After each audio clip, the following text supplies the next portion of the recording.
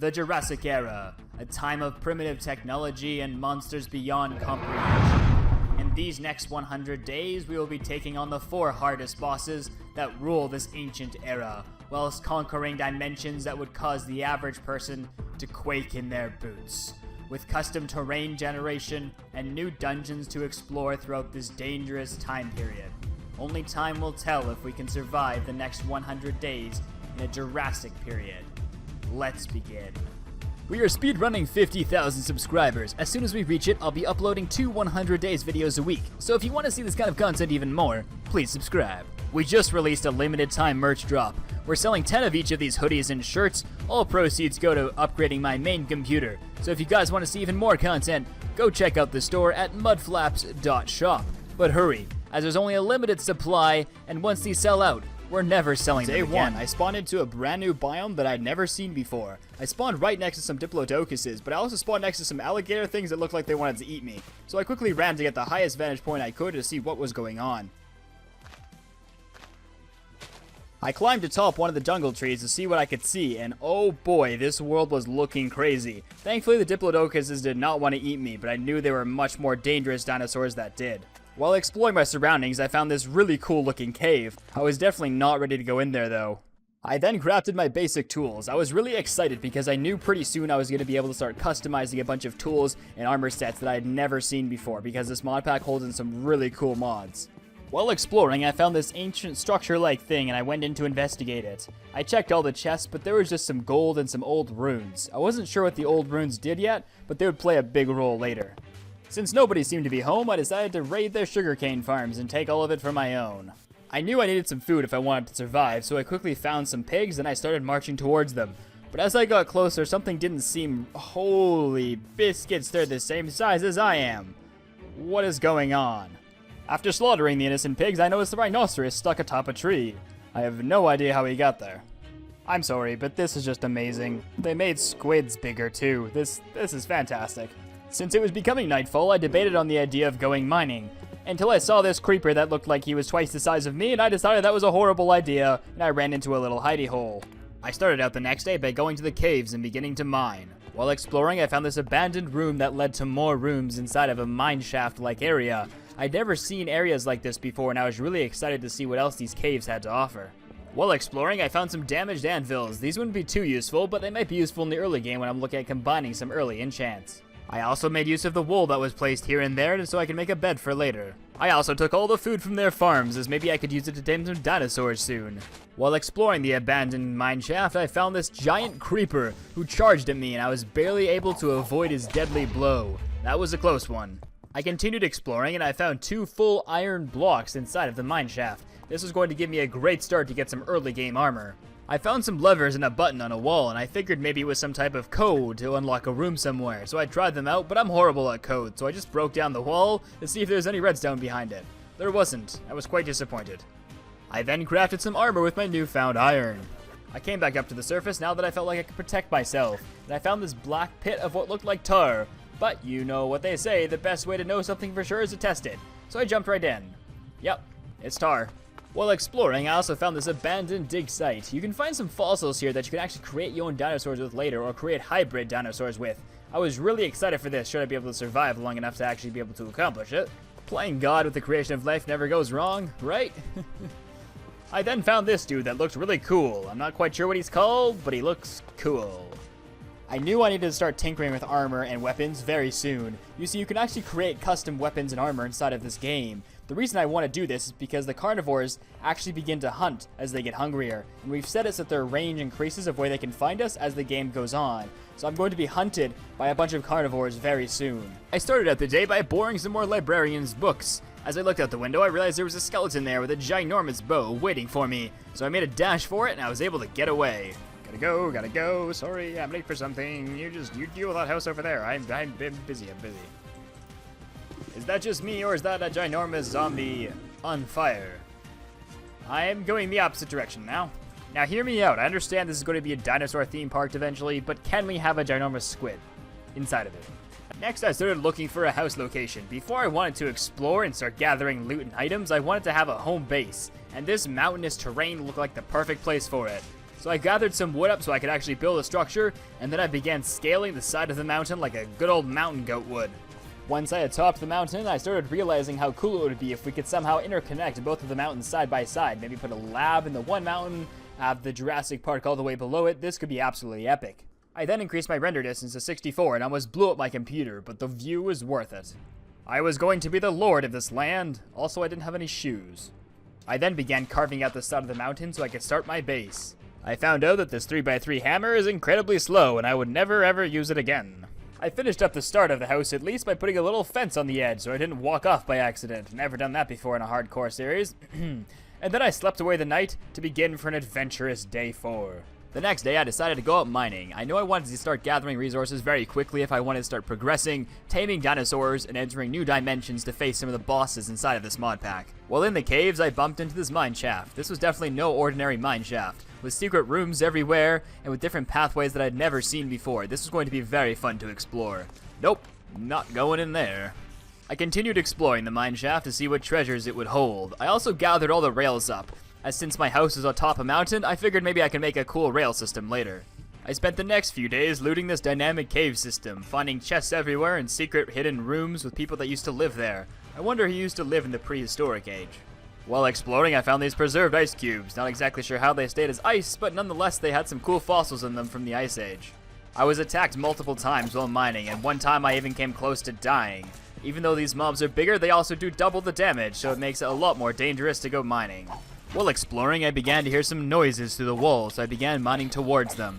It turns out there was an abandoned room with mob spawners and different chests inside. So I fought my way in after creating a shield and was able to dismantle all of the dead. The chest had an assortment of rare minerals and some enchanted items inside. This would definitely give me a good start so I could get out of the mines quicker and begin looking at dinosaurs. While mining a vein, the wall opened up and I noticed that there was an open area below the dungeon, so I went down there and I found some rare minerals. It looks like this was a secret room intended to hold some of the riches, so I decided to take them all for myself. Whilst mining, I found another new dungeon full of zombies. All of the blocks were silverfish blocks, so after I mined through, I used a lava trick to kill them all. Killing silverfish is very annoying with a normal sword. A lava trick works just fine. After taking out the dungeon, I opened the chest in the center of the room, and explosions began to happen. It looked like it was a trap chest, but I was safe because I immediately ran away right after without even realizing. I then inspected the other chest to make sure it was not trapped, but it was all good.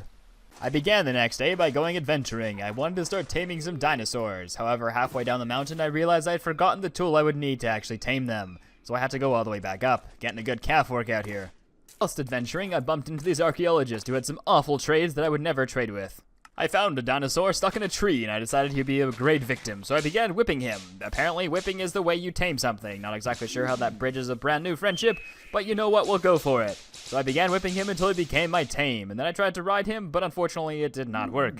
I have no idea what I'm doing. While searching for more dinosaurs that were potentially rideable, I found some more ginormous cows, and I began slaughtering them for their meat. I then found a new dinosaur in the wild, and I decided to whip him to become my friend. Once he became my friend, I attempted to ride him, but he would not let me. I have still no idea what I'm doing, so I decided to go to the wiki and try and figure out which dinosaurs were actually rideable. I then found what looked like a prehistoric doggo, so I figured, hey, man's best friend, so I began to whip him to see if he would become my friend. He did, but he would not let me ride him. As nightfall approached, I noticed two large masses in the distance, and I zoomed in.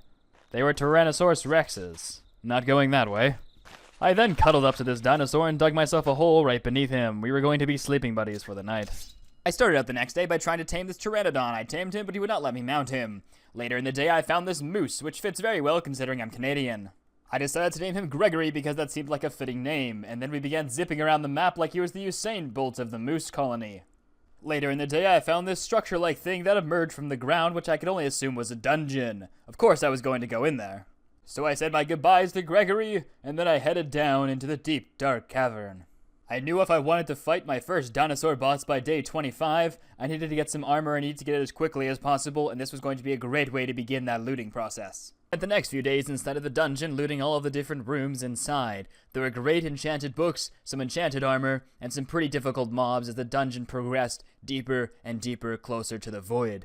I knew if I wanted to fight my first boss by day 25, I would need the best armor I could get my hands on. I had set myself a challenge that every 25 days, I would fight another boss, all the way until I could fight the Titanosaurus Rex on day 100. I knew if I wanted to do this challenge, I needed to make sure I was progressing while I was also working on my dinosaur park. But for now, it was time to focus on armor, looting, and getting ready to face my first boss inside of the game. I started out the next day by crafting some more chests so I could begin sorting out my inventory from all this mess I'd accumulated from the dungeon. I wanted to craft a glider so I could begin gliding off my mountain instead of running all the way down, but I was one leather short. I then began traversing my way down the mountain so I could go and collect my one more piece of leather. I also wanted to start collecting some sand, gravel, and clay so I could begin on my Tinker's Construct. I wanted to begin casting the best armor in the game, the Ardite set. You see, when you wear this armor, you slowly level it up and give yourself different perks. And as I battled different bosses throughout the mod pack from different dimensions and different layers, I knew I needed the best armor in the game and I needed to start getting it early, so I began making my Tinker's Construct. I started out the next day by clearing out some of my base. I knew if I wanted to add a smeltery in here, I need a little bit more room. I realized pretty quickly that mining out this entire space with my pickaxe was going to take way too long, and I wanted a hammer from Tinker's Smeltery. But to get that, I needed to go to the Nether first, so I headed back down into the mines to grab some obsidian. I decided it would be a great idea to test out my new glider with a max height drop, meaning if I fell I would probably die. I had no idea how to use it, but lucky for me I figured it out mid-flight. Pog champ. I then made my way down into the caves and began mining obsidian. After mining the obsidian, I scaled the opposite mountain just because I wanted to glide into my front door because I thought that was cool. The next day, I began the day by crafting the Nether Portal inside of my wall. This couldn't go wrong. Upon entering the Nether, I attached my glider and began to fly around. This thing would be a great asset for the Nether. I was looking for some Ardite and some Cobalt, because when combined, you can make them into Manilium, a super strong material which you can then craft into armor and different weapon types. However, when I found the Ardite and began to mine it, I realized that my diamond pickaxe could not mine it. But an obsidian one could, so I decided to go back and craft an obsidian pickaxe instead. When I arrived home, I began construction of my new smeltery. I knew I couldn't put it inside of my house yet because, well, it wouldn't fit. So I decided to put it outside temporarily. I will be tearing it down because it looks absolutely atrocious. I then began assembling the parts I would need to craft my obsidian pickaxe. I needed to make an obsidian tool rod cast, an obsidian pickaxe head cast, and an obsidian binding cast. This would allow me to pour the molten obsidian inside and then forge it into a new pickaxe that I could mine Ardite and Cobalt with. And then by nightfall, I was able to assemble my new pickaxe and become ready to face the Nether once again. I then thought it would be a fun idea to see if I could glide onto my bed and I would bounce. I did. I entered the Nether, and upon entering, I was able to start mining Cobalt with my new obsidian pickaxe. I needed to gather quite a bit of it, because to make a full set of Manilium armor and tools was going to require a lot of Ardite and Cobalt smelted together. I then bumped into this chonky fellow who proceeded to run away from me. Ha! Yes, that's right, I am the king of this land, not you giants. I then found this small structure, and I decided to investigate. I robbed them of their ender chests as the obsidian would become useful later. I then went down the stairs and I found some epic items guarded by this zombie pigman, but as long as I didn't hit him, everything would be okay. I then met this friendly fellow who decided to shoot webs at me, stick me, and then wither me. But it's okay because I took care of him. I guess friends aren't that easy to come by around here. After a while of mining Ardite and Cobalt, my obsidian pickaxe broke, but I continued mining with my diamond pickaxe some nether quartz. I wanted to make a laboratory soon, and nether quartz would be an essential building block. On my way home, this gas startled me when I was trying to investigate this structure, so I ran into the structure as quick as I could and grabbed the loot from the chests. As I made my way down, I saw a wither skeleton and decided this would be a horrible idea, so I went the other direction and left. I began the next day by putting some Ardite and Cobalt inside of my smeltery, so that it would form into Manilium, one of the strongest materials inside of the game.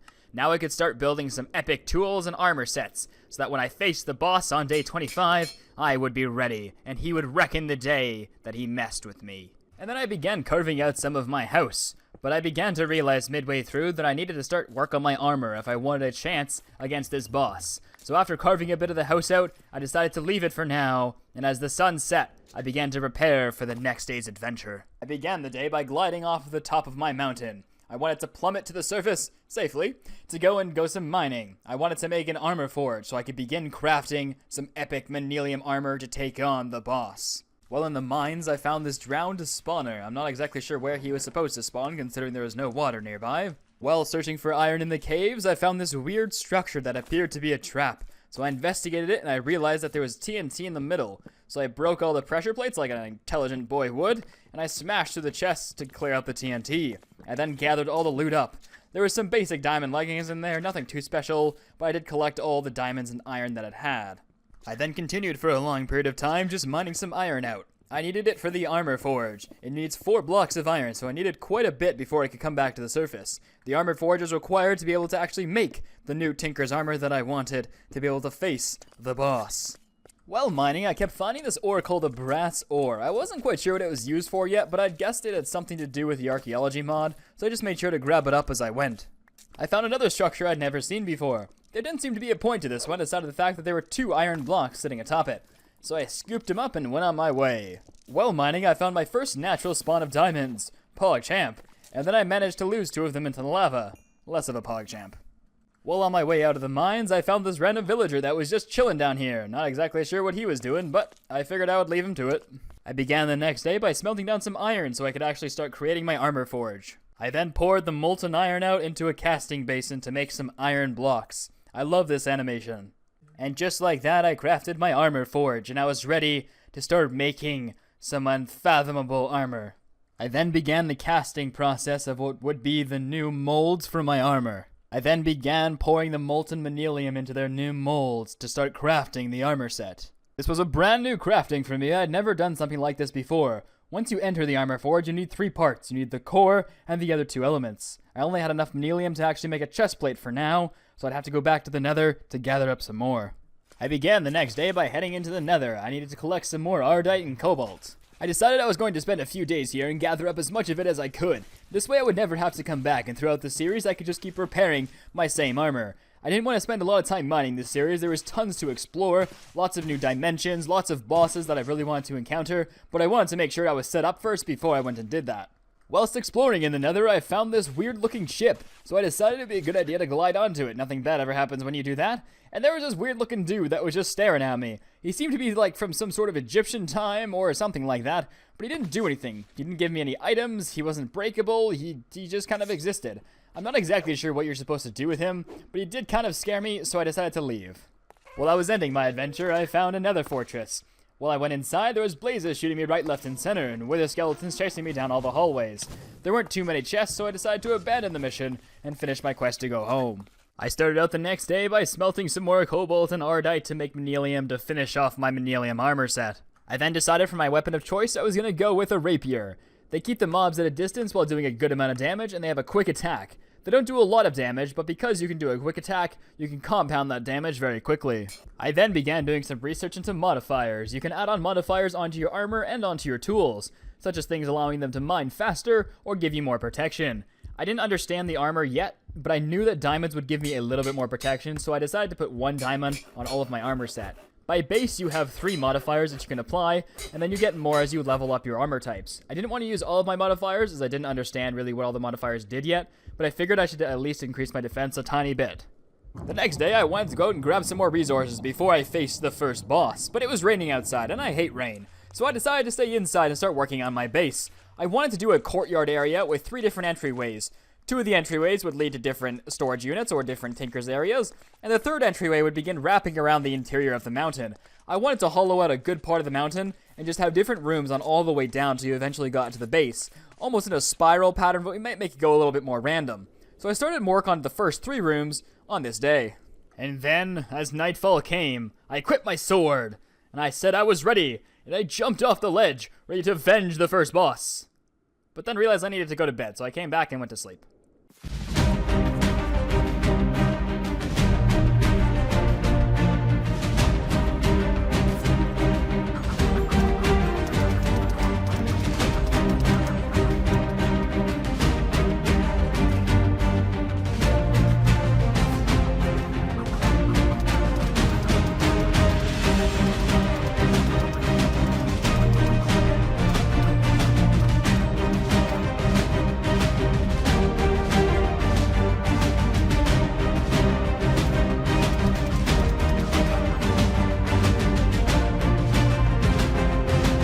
The next day, I mainly spent killing dinosaurs for their food. I was about to enter the new dimension, and I needed all the food I could get. The next day, before I started work on my actual base, I wanted to go and explore a new dimension and take down the bosses it held within. But to get there, I needed to craft what's called the Staff of Gia. Simply put an emerald, an obsidian, and a diamond on top of this altar, and eventually it will assemble into the Orb of Gia, which then you can make into the Staff of Gia. I didn't have any vines or oak leaves, which are both required to spawn the portal, so I ran out and got some. Once I was able to craft the staff, I put the portal block below the new portal, which is made by using stone bricks, and then I put the staff atop the portal spawner and filled the portal with oak leaves. Once you do that, the portal spawns, and you have a gateway to Erebus, the home of prehistoric bugs the size of humans, and 2 bosses that would stand in your way of conquering the dimension. I was here for one reason, and one reason only: to kill the bosses inside of this dimension. The little mobs meant nothing to me. I wanted the bosses, and I wanted them now. So I spent the next 2 days searching for the first boss tower. And then, after what seemed like neons, we found the temple of the Idle Guardian. However, getting in was not so easy. We needed 4 unique scarabs that can only be obtained by killing umber golems. And umber golems spawn in the mazes of the Idle Guardian's temple.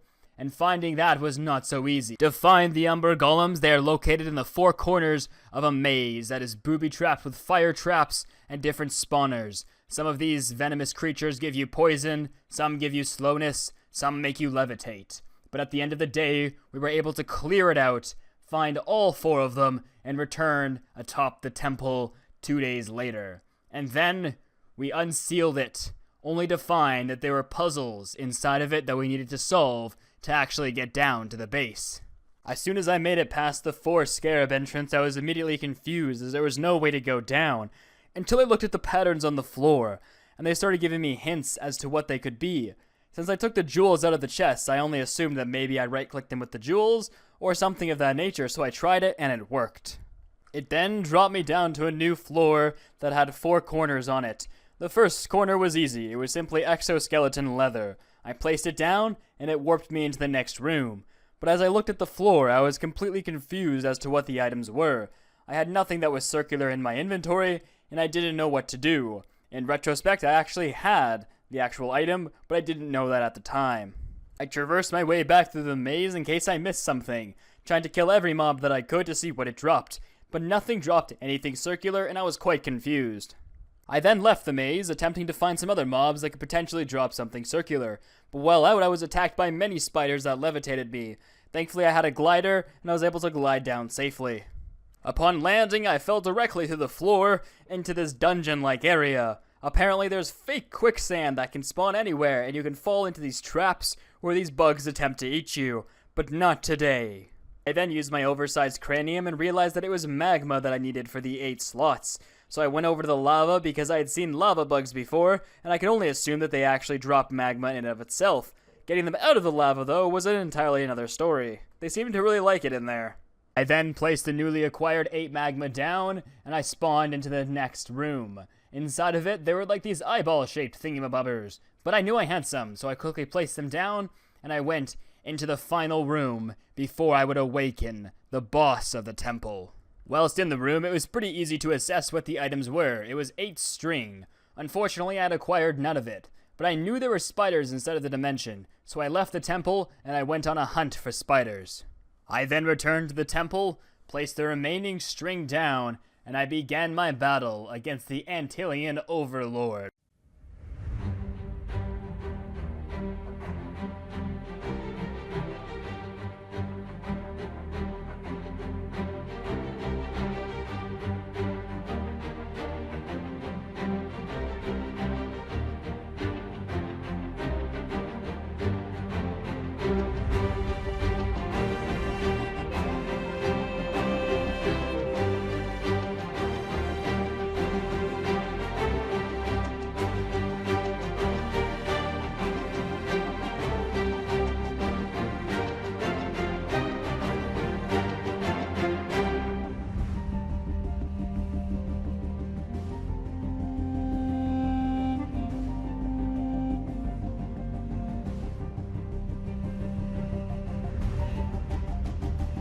He was actually a fairly strong boss considering how much armor I had on, and there were times where I actually feared for my life.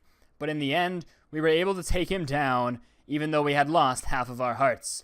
He drops a gem which you can then craft into a block animator staff, which simply put, if you right-click on a block, it will animate it. I'm not exactly sure what the usage of the staff is, but I think it's quite pog.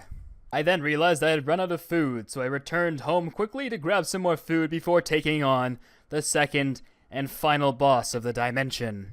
Once again though, finding this boss tower was another story. I had to traverse many biomes before I was able to find it, and finally, after another day of hunting for it, I was able to track it down. To reach the boss, you have to complete a few of the floors first, which have spider spawners in them. But these are no ordinary spiders. They poison you, they're quicker, and they do more damage and they have more health.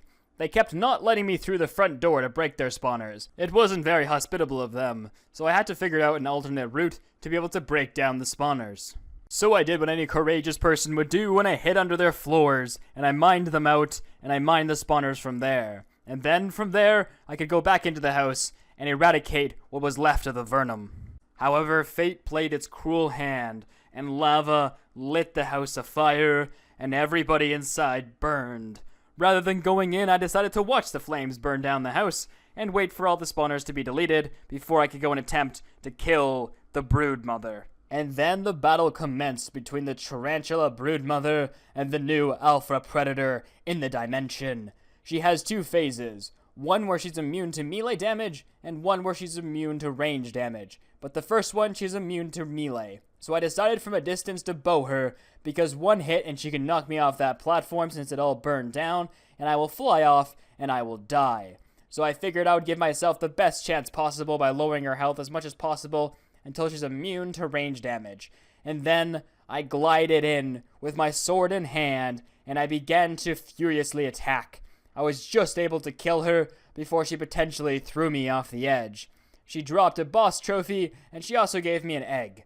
I'm not quite sure what the egg is used for, but it'll be cool for the trophy room later. Next day I began gathering resources so I could start on actually constructing the interior of my new base. I also found a new ore called tanzanite, not quite sure what it does. I spent the next few days gathering some white cobblestone. I wanted a nice contrast between the spruce wood and perhaps a cobblestone brick. I think the white cobblestone will look really good as the interior of my first build inside of the mountain.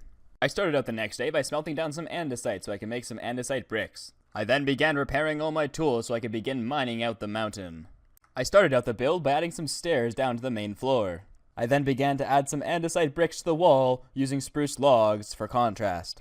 I then duplicated the design on the other wall.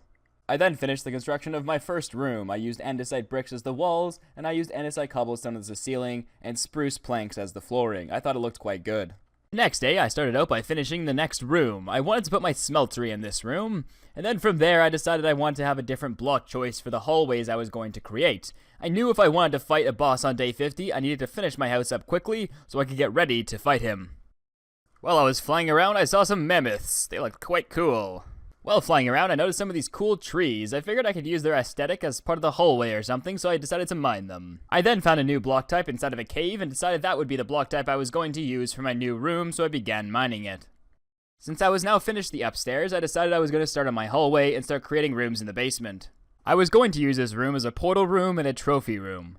I was debating on if I should use the cobblestone from the mountain for anything, and I decided to make it the hallway. So I made bricks be the walls, and I made the cobblestone be the ceiling. I thought it looked quite nice. I then finished up the portal room, and I placed my portals inside, and my one tarantula egg as my trophy so far. I thought this room looked quite sick. I started out the next day by pouring all the molten ores out of my smeltery. I was going to dismantle it and build it inside of my base now. I started off the next day by moving all of the items from my chest into my new storage area. I was tired of them floating in midair. I knew tomorrow we would face the next boss, so I decided I would work on my armor a bit next. Eventually, I was able to track down the boss, and the battle began, but he was much stronger than the last boss, and he kept bringing me down to near death. I also definitely did not bring enough food with me. After the morn of the next day, I retreated as I had no more food, and I had to collect some before I could actually fight him. I then returned to the battle scene, and I climbed a tree like any courageous person would do, as fish cannot climb trees. I'm already stunned that he's on land. Apparently he's a land shark. But I bowed him and I bowed him until I brought him down, and I killed him. He unlocked a new dimension for me, an ancient Egyptian realm, and I was going to go there next to see what bosses and loot lay within. There was a plague now upon these lands, and until I had defeated the bosses of the next dimension, it would recurringly occur. So I decided to venture out to gather food and supplies before I ventured into the new dimension to take on the bosses that it held within. While fighting these rhino dinosaurs, I almost died twice, but thankfully my glider saved my life and I was able to glide away both times and heal before they were able to catch up to me. Whilst my new food was smelting down, I decided to repair my armor and my tools so I could be the most prepared before taking on the boss that rules this ancient dimension. As the sun set, and I was preparing to enter the new world, I could only think to myself, will this hardcore series end here, or will we survive? I began the next day by jumping into the portal, and you might be wondering, wow, my screen is black, what is happening? And that's because OBS was not recording. I managed to jump into the dimension, fight my way through to one of the pyramids, defeat the Pharaoh that corrupts the land, and win basically the dimension. Unfortunately, none of it recorded though. It was truly epic. So, out of the spirit of content, I decided to do it all over again. But I just warn you, if I die right now, I'll be very upset, because I'm doing this for you guys. I started off the next couple of days by looking for a new pyramid. Inside of these pyramids, there's epic loot, traps, monsters, and above all, the Pharaoh that guards his treasure, or sleeps on his treasure, one or the other. I then entered the temple and I found these stone golems with swords. I thankfully was able to outrun them and shoot them from a distance, but when they hit me, they hit like a rock and they did a ton of damage. Whilst maneuvering the maze, I encountered many traps. Some poisoned me, some shot arrows at me, some slowed me. They have unlimited ammo and they're not breakable, so there was no way around them but to fight my way through them. And then after venturing through the pyramid, I found the tomb of the Pharaoh. To activate his tomb, you have to place 4 royal torches around it, and then right-click the tomb and the Pharaoh comes to life. However, fighting him once, I knew I was going to need a Tome of Undying if I was going to survive this fight, and I did not have one. So to begin the fight, I blockaded myself off, and I shot him from a distance. After a while, when he was low on health, I decided I would melee him for the rest and take him on. He almost killed me even then, even though he was only at 1/16 of his health. But I was able to take him down barely, surviving with just a few hearts. Upon killing him, I opened his sarcophagus, and inside was another Totem of Undying. Inside the last sarcophagus, there was a lightning staff that when you throw it at people, it spawns lightning. I thought that was a lot cooler, but I took the totem anyway.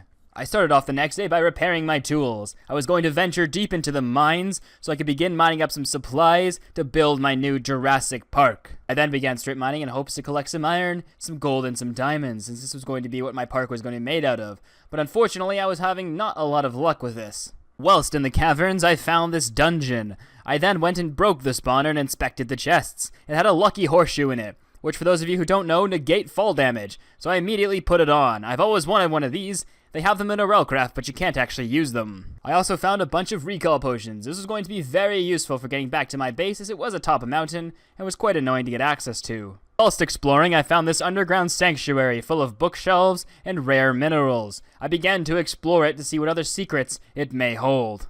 While exploring it, I found this big boy, and I took care of him handily. I also found some more rare minerals inside of this room. After leaving the sanctuary, I found another one of these dungeons, but unfortunately there was no good loot inside of the chests. I then returned home and decided I want to go to the Nether to get some more cobalt and ardite so I could start repairing my Manilium tools when I began terraforming the land so I could start building my new Jurassic Park. I started out the next few days by designing my new Jurassic-themed park. I only wanted to build a few cages for now, as I only had a few dinosaurs in mind, and potentially some genetically modified dinosaurs in mind. So I started out by building a base, and then I would build cages atop of it. Later I would do a little bit more at the design of it, but for now I just wanted it to function so I could begin creating my dinosaurs and playing God in this world.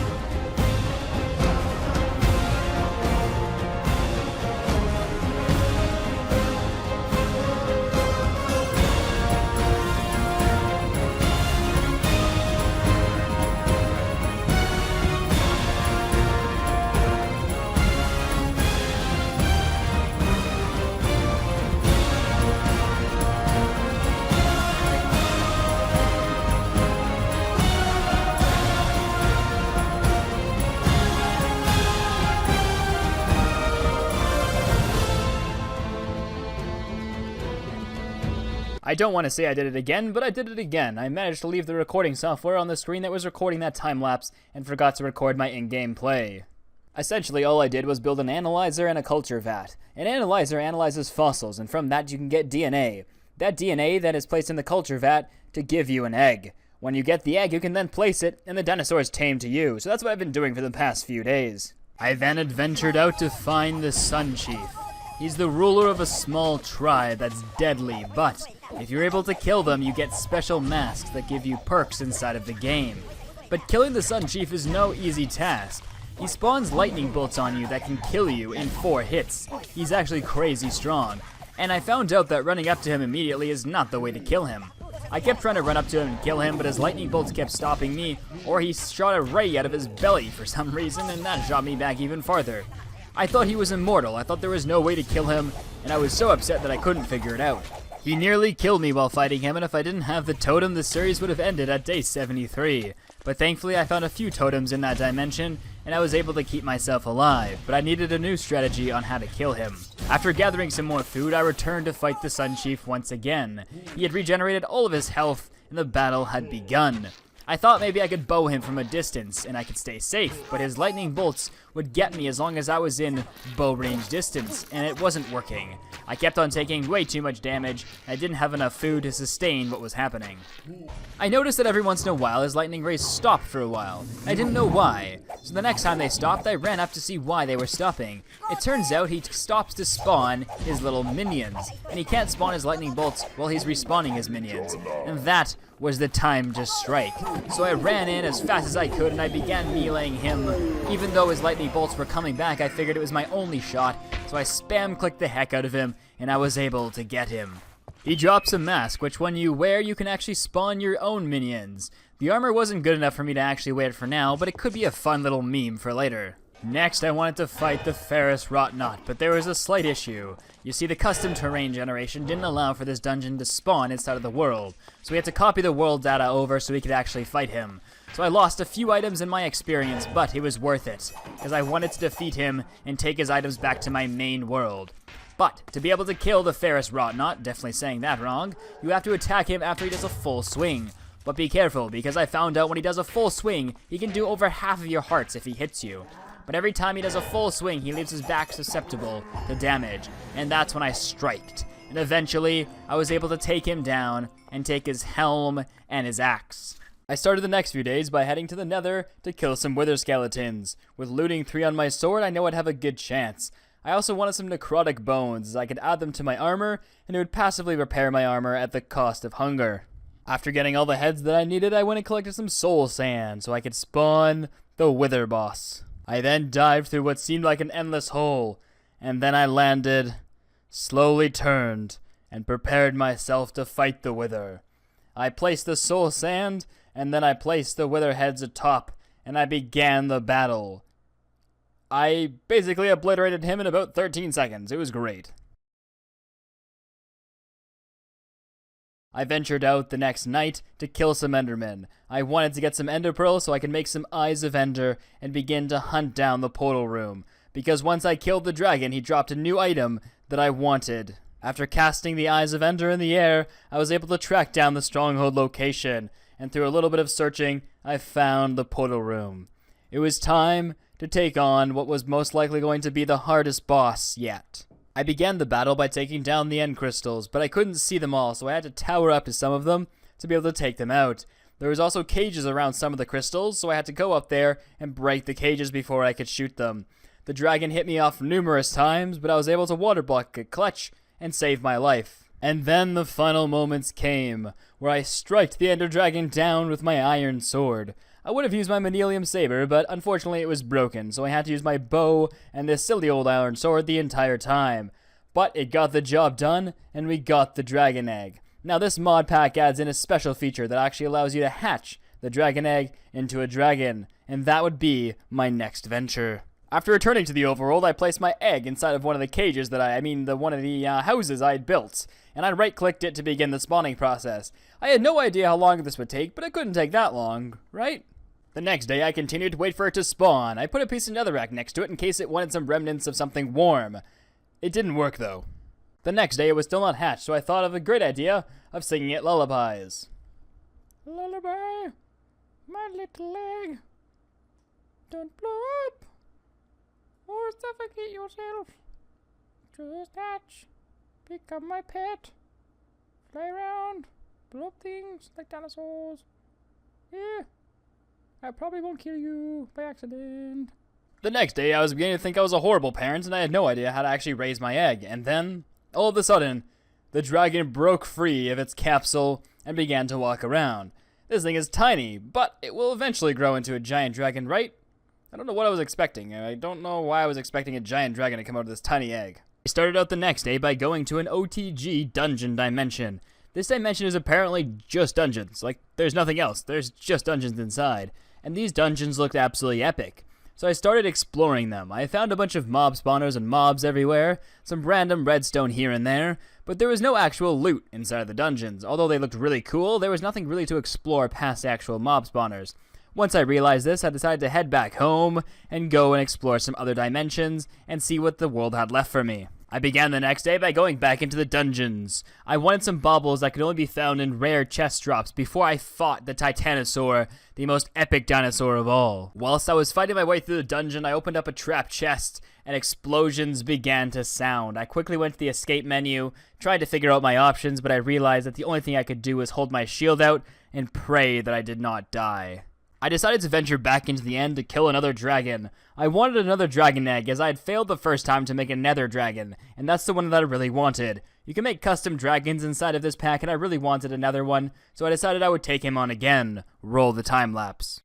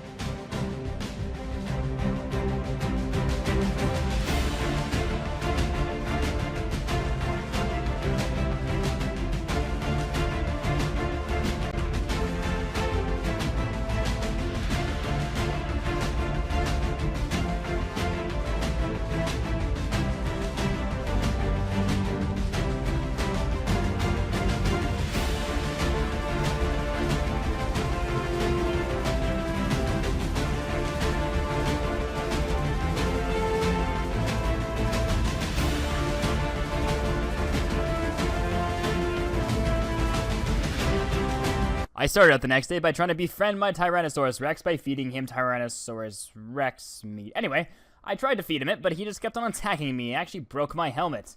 I then tried to exit the cage, but he followed me out like a little rascal. So I used my big brain and I placed a water bucket down to push him away, and then I placed the iron bars back. I then began upgrading my bow a bit, upgrading it to power 5. If I was going to fight this final boss, I wanted to have the best bow possible.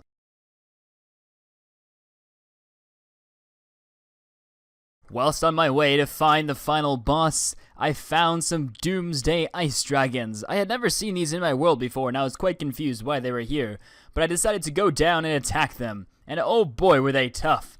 This is a quick time lapse of what happened. So I've been really well focused on success. Hey, y'all will see, yeah, you'll see that I will get it. Cause I'm really focused, man, I make it with the rap and I just follow my path, I just follow my passion. To me, this is what's precious, yeah, in my soul, man, I can feel it. So every single verse, man, I just gotta go and kill it, man, I gotta be the kid. I could be the guy taking you wild, I could be the villain, but good as a kid. Lately I'm painting my path on my way, yeah, I got no time that I can waste. So I've been sitting in the space, yeah, making rest every day, man, you know that I go insane. Yeah, I hit you with a bullet to the brain. Let us stop first cause we going insane.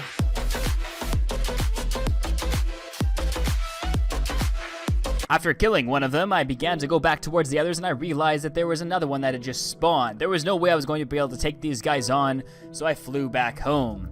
But on my way, the terrain began to look a little different. Everything was white, and I wasn't seeing any dinosaurs anywhere. Oh no. The Ice Age.